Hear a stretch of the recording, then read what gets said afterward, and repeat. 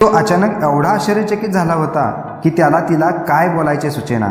तरीही त्यातून तो चाचपडत म्हणाला, पण राणी हे असं अचानक, आणि आपलं वय, आणि तुला माहीत आहे ना मी परदेशात चाललोय ते. राणीला आता फक्त त्याचं उत्तर हवं होतं, म्हणून ती म्हणाली, पुढे काय होणार आहे मला माहीत नाही. मला फक्त एवढंच जाणून घ्यायचं आहे की तुझं माझ्यावर प्रेम आहे की नाही. आता अजय खूपच हैराण झाला होता.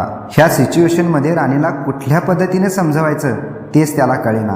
तो राणीला म्हणाला, तुला कळतंय का तू हे काय करतेस? तू शुद्धीवर आहेस का? अगं आपलं वय काय आणि हे तुझं चाललंय काय? मग राणी त्याला म्हणाली, वयाचं आणि वेळेचं मला नको सांगू, आणि मी पूर्ण शुद्धीवर आहे. एकदा केलेलं प्रेम जिवंत राहतं कायमचं. तू कधीही परत ये. माझं प्रेम तेव्हाही तितकंच शुद्ध असेल जेवढं आज आहे. मला फक्त उत्तर हवं आहे, फक्त हो किंवा नाही.